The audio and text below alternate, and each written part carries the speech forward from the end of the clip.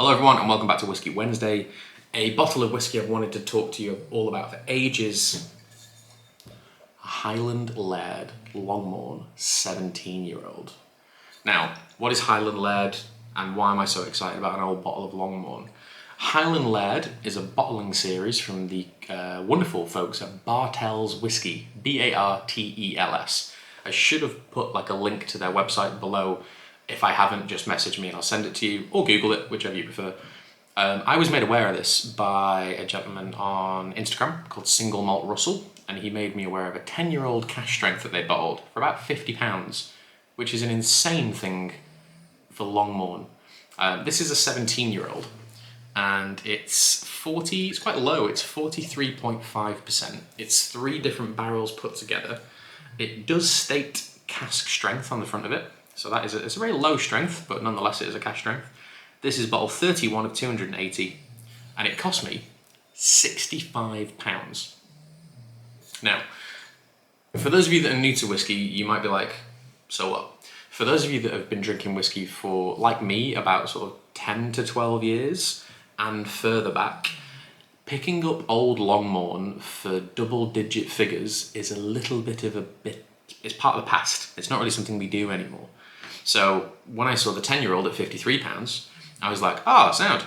I was like, we'll kind of figure out what to do with this. And then I saw the 17 and it was only £15 more. And it wasn't as high a strength, but I was like, I can't remember the last time I drank high strength Longmorn. It's just something that passed me by. I took it for granted when I was a younger drinker. But here we have it. Now, what is Longmorn and why is it so exciting as a product?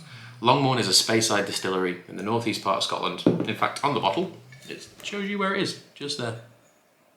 There's Speyside. It's a specific part of the Highlands of Scotland, and it just runs along the River Spey. Your big distilleries like Macallan, Glenlivet, Glenfiddich, they all come from there, etc. And I was just like, is this real? Never bought from this website before. Turns out it's 100% real. They're lovely people. And they bottle very nice whiskey. It doesn't come in the nice, the best packaging in the world, but who cares? Who keeps boxes? Who's got a bottle on their shelf just because it looks good anymore? If you want a good looking bottle, it's going to cost you a fortune. And 9 times out of 10, the liquid actually isn't that great.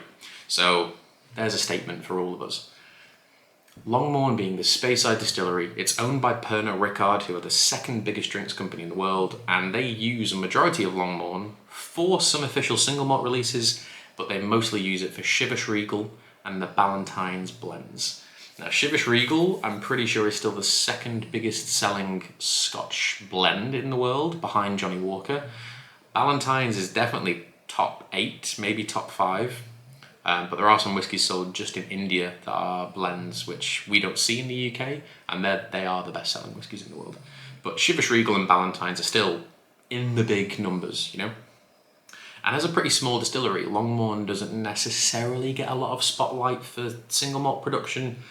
They end up being more expensive as releases. To use it in a blend, I always class Longmorn as an A1 single malt. It's got loads of flavour, loads of viscosity, and blenders adore it. Single malt whiskey drinkers love it too, but I'm going to tell you why. Because Longmorn is one of the most tropical fruit style of single malts in the world. There's just something about the way Longmorn delivers all of these really trebly, top-end, bright fruit notes that just makes you remember it for a long time. About 10 years ago, there used to be a bottling called Longmorn 16-year-old. There is a more modern version of that bottling too, but it comes in like a purple box. This old one came in like a kind of military green box. It was like a khaki style box, and the lid opened from the top.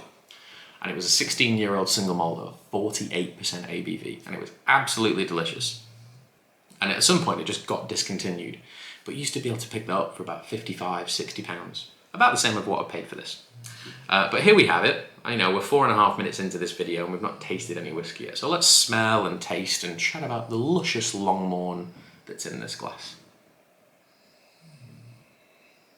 Instantly hit with caramel, cantaloupe melon, mango,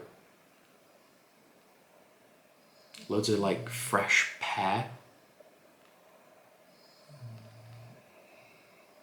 There's some classic ex-bourbon cask notes of vanilla and, you know, very sort of typical things, but just done in a very, very, very nice way.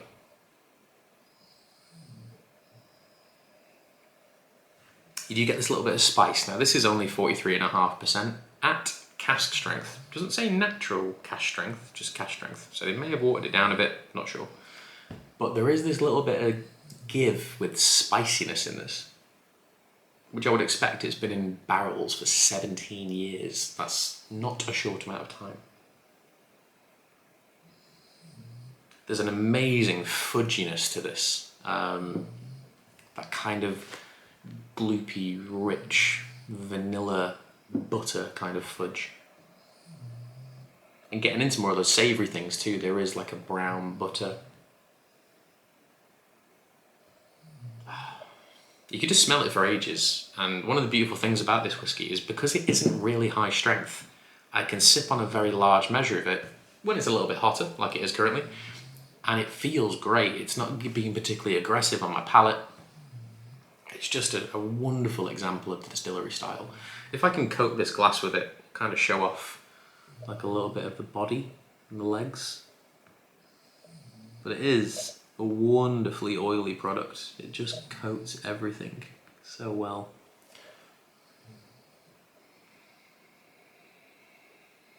There's the oakiness from it too, like the smell of, if any of you have ever been in a warehouse, if you've ever been to a distillery, no matter what barrels are maturing in that warehouse, you will never forget the smell of that warehouse. And this just smells like a huge warehouse full of soaking wet bourbon casks. Tropical and gristy and malty and lovely.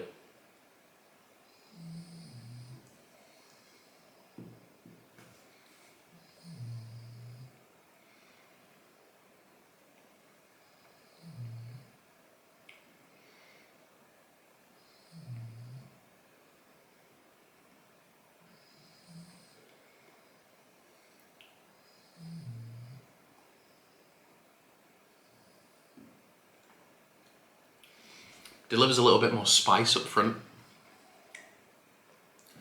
It's almost like a, what is that? I mean, certainly oaky barrel sort of spice,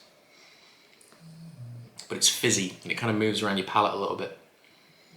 The oiliness of it, even at the strength, is delicious. It's not the oiliest whiskey you'll ever try, but it's just something which has so much body and texture. It really kind of tries to pool its way into every little kind of corner of your mouth.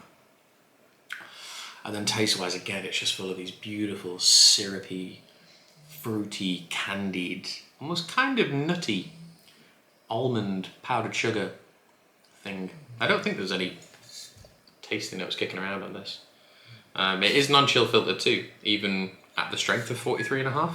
So if we were to add water to it, it may go a little bit cloudy, mainly due to the age rather than the strength, I would imagine.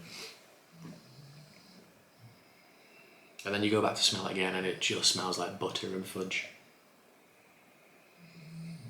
I love Longmorn. And this is an incredible example of how to get it. I will link Bartels below. So whether you want the 10-year-old cask strength one or whether you want this 17-year-old lower strength one, I don't think you're going to be disappointed with it as a bottle. For me, it's like, out of terms of what the distillery is, the age of the whiskey, the price we've got it for, this is a solid 8.5 out of 10 for me. It's one of the best value purchases I've ever made of whiskey in certainly the last decade.